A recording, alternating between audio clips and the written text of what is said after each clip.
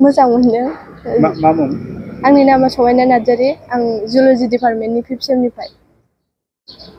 माबायदि मोनदों गोसोखौ? मोजां मोनदों। बे जिखुनु स्टुडेन्टसफोरा रावबो ओंखारदेराखै जोंखौ फोथायनानै, बेनि थाखाय जोंखौ बिलिभ खालामनायनि थाखाय बयनिसिमबो गोजोननाय जासिहरबाय। Thank you. कन्टेस्ट गैयालासेनो देरहासार जानो हादों ना? औ। माबायदि खामानि मावलांनो सानो फैबाय थानाय समाव कलेजनि थाखाय? कलेजनि स्टुडेन्टसफोरनि बेसेबां जेंना जागोन बेफोरखौ जों सल्भ खालामगोन, ट्राइ खालामगोन। सल्भ खालामनो स्टुडेन्टसफोरजों बिदिनो मिटिं जागोन आरो ना, रायलायसै मा प्रब्लेम्सफोर दं बिसोर खोन्थानायफोरखौ जों सल्भ खालामलांसै।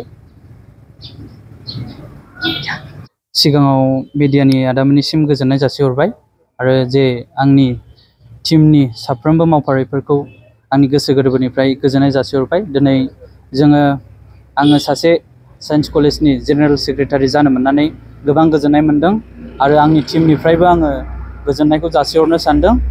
आरो साइन्स कलेजनि जेनेरेल सेक्रेटारि जानानै गोबां खामानि मावलांनो सानदों। जे साइन्स कलेजनि जोंनि जे बिगियान सोलोंसालिनि जे गोबां प्रब्लेम्सफोर दं जोंहा, माब्लाबा ब्लेकबर्डफोरनि प्रब्लेम जायो, माब्लाबा टिचार्सफोरनि प्रब्लेम जायो, माब्लाबा जोंनि भइस कमन रुमफोरनि जे जायगा नांगौ भइसफोरनो बेफोरनि थाखाय प्रब्लेम जायो।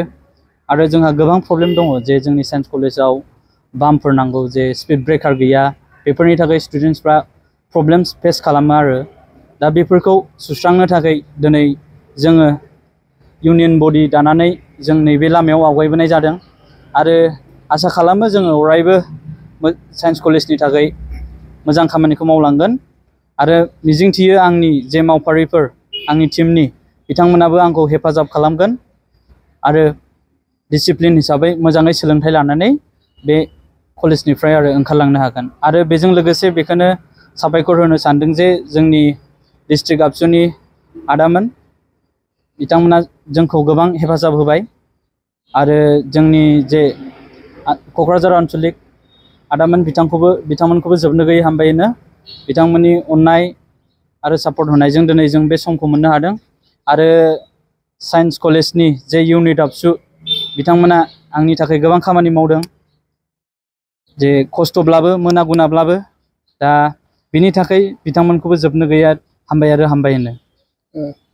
उइदाउट कन्टेस्ट देरहासार जानो हादों नामा? उइदाउट कन्टेस्ट जों देरहासार जानो हादों, मानोना जों बेयाव मोन्थिनो मोनो दे गासैबो स्टुडेन्टसफ्रा जे आं जेनेरेल सेक्रेटारि जाबाय, जे बेयाव आंनियाव गोहोखौ नुदों आरो जे प्रब्लेम्सफोर फैयो बेफोरखौ बोखारनो हानाय, बेफोरखौ सुस्रांनो हानाय। दा बेखौ नुनानै बिथांमोनाबो जे खोनादोंमोन सिगांहाय कन्टेस्टेन्टफोर ओंखारदों होननानै, नाथाय नैबे जे नमिनेशन डे बेयावहाय बिथांमोन फैनायखौ नुवाखै।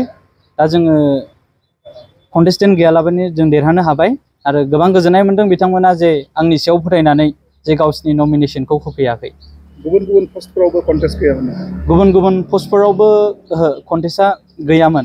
दा बिथांमोनाबो गोजोननाय मोन्दों आरो टीमनिफ्राय जे कन्टेस्टेन्ट गैया, जे स्टुडेन्टसफ्रा फोथायदों जोंनि टीमखौ मावलांनो हागोन होननानै। दा बेनोसै आरो। आंनि मुङा ब्लौनिक नार्जारि। आङो गसाइगावनिफ्राय। मा सेमिस्टाराव फरायो? आङो दायो 5th सेमिस्टाराव फरायो, फिजिक्स डिपार्टमेन्टनिफ्राय।